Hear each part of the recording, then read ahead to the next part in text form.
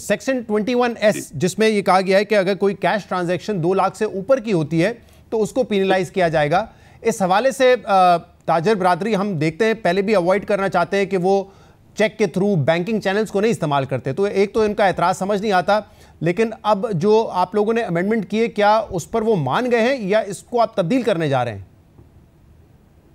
देखिए, अच्छी बात कल की ये थी कि हमने हर चीज थॉरली डिस्कस की, उसके अंदर एफबीआर का पॉइंट ऑफ व्यू भी लिया और चेंबर्स का भी लिया, और फिर मैंने एक रास्ता निकाला बीच में से। मैंने we have to protect the revenue collection also. अब आपने बड़ा सही कहा कि we all are for documentation, और मुझे बड़ी खुशी हुई कल सुन के कि तमाम चेंबर्स ने कहा कि जी we are all for documentation, क्योंकि जब तक डॉक्यूमेंटेशन नहीं होगी तो डॉक्यूमेंटेड लोगों के ऊपर ही बोझ आता है ना। तो इस पे किसी को कोई डाउट नहीं था कि we have to ultimately have documentation. However their concern was कि सडनली 30 जून को आप अलाउ करते थे कि किसी के अकाउंट में अगर कोई बायर है वो डालता है पैसे कैश के, करोड़ों रुपए डालता है, तो कोई सवाल नहीं पूछा जाएगा, और सडनली 1 जुलाई को आप 2 लाख की लिमिट लगाएं तो इसको फेज आउट करें। तो हमने वो 3 साल का पीरियड दे दिया है, और वो 2 लाख को पहले साल में जो प्रपोजल बनाई है वो 2 लाख की नहीं होगी, वो 25 लाख की है, और एड बैक 50% नहीं होगा एक्सपेंस का, एड बैक सिर्फ 20% होगा, और ये फेज आउट होगा 3 सालों में, जो सारों ने एग्री किया और क्लैपिंग हुई, क्योंकि दोनों साइड चाहती थी कि डॉक्यूमेंटेशन हो। तो ये क्लॉज तो इस तरह हमने प्रपोज की है। सही है, आप कह रहे हैं 2 लाख की जो लिमिट थी उसको 25 लाख कर दिया। अब हमने प्रपोजल ये दी है कि पहले साल में वो लिमिट 25 लाख हो जाएगी, ठीक है, और उसको फेज आउट करेंगे। लोग तैयार हो जाएंगे तो फिर अगले साल 15 लाख जुलाई को जो मीटिंग हुई थी फाइनेंस मिनिस्टर के साथ, उसमें तो इस बात पर इत्तेफाक नहीं हुआ था, लेकिन अब आपके ख्याल में फाइनेंस मिनिस्ट्री भी इस पर मान जाएगी? क्योंकि देखें, आप ये कह रहे हैं कि वहाँ पे बिजनेस कम्युनिटी ने ये बात की कि हम जो है चैनल का हिस्सा बनना चाहते हैं, हम डॉक्यूमेंटेशन से नहीं डरते, लेकिन ये फैक्ट है कि वो घबराते हैं, और इसीलिए पाकिस्तान में कैश ट्रांजेक्शन होती हैं ताकि वो सिस्टम का हिस्सा ना बने। तो आप क्यों उन पर इतना एतमाद कर रहे हैं कि वाकई वो इसके हक में है कि डॉक्यूमेंटेशन के खिलाफ नहीं है वो? हाँ, पहली बात तो यह है कि जो पहली मीटिंग थी फाइनेंस मिनिस्टर साहब के साथ, उसमें कोई चीज डिटेल में डिस्कस नहीं हुई थी, और इसीलिए यह कमेटी बनाई गई थी कि अब इस कमेटी ने डिटेल में डिस्कशन करनी है। दूसरी बात यह है कि तमाम चेंबर्स वहां बैठे हुए थे, गुजरावाला, सियालकोट, यहां तक के सरहद के, फाटा के, क्वेटा के, कराची के, तो तमाम के से मशवरा करके एक क्लॉज जब बनाई गई है। कुछ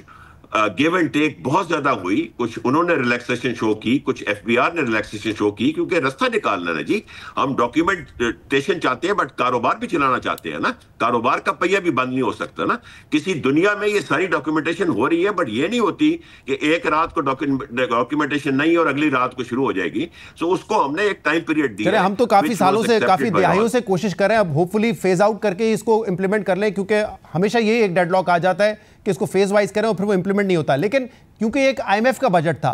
आईएमएफ को तो एतराज नहीं होगा जो कमिटमेंट्स आपने किए हैं, जो नए प्रपोजल्स आपने दिए हैं, दोनों चीजों के हवाले से?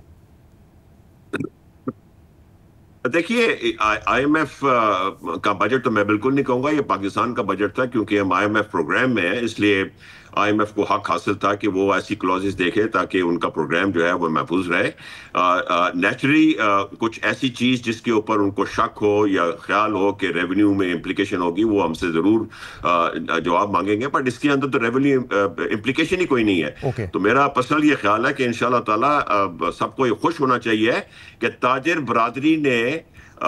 होल हार्टेडली ये फैसला किया है कि हमने डॉक्यूमेंट होना ही होना है। Let's start it now but go in phases. So I think that is a great breakthrough yesterday. सही, क्योंकि मैं हारून साहब, एक और मामला हम देख रहे हैं कि ताजिर बरादरी के पास ऑब्वियसली एक ये मौका होता है कि वो इकट्ठे होकर एहतजाज करें, स्ट्राइक की कॉल दें, तो वो दबाव डालने पे हुकूमतों पे माजी में भी कामयाब रहे हैं। हम दूसरी तरफ देखते हैं सैलरीड क्लास जो अब 500 अरब या 590 अरब रुपए तक का टैक्स देगी, उनकी कोई कम्युनिटी नहीं है, कोई उनका फोरम नहीं है जिस पे वो आवाज़ उठा सकें। और हम देख रहे हैं कि एक तो टैक्स भी उनका हर साल बढ़ जाता है, और एक और मसला, क्योंकि आप खुद रेवेन्यू साइड पर हैं, शायद आपकी नॉलेज में ये हो कि अब जो सैलरी क्लास है उन पर भी काफ़ी दबाव बढ़ रहा है, नोटिस उनको दिए जा रहे हैं, क्योंकि अगर उनकी ऑर्गेनाइजेशन टैक्स पे वक्त पे नहीं करती है तो नोटिस जो है वो एम्प्लॉयर की जगह एम्प्लॉयज़ को आ रहे हैं। और मसला ये है कि उनके जवाब देने के बावजूद नोटिसों का सिलसिला बंद नहीं हो रहा और ऑर्डर्स भी पास हो रहे हैं। आई डोंट नो आपकी नॉलेज में ये है नहीं है, लेकिन इसको देखना ज़रूरी है इस वक्त। देखिए, पहली बात तो यह है कि सैलरी क्लास को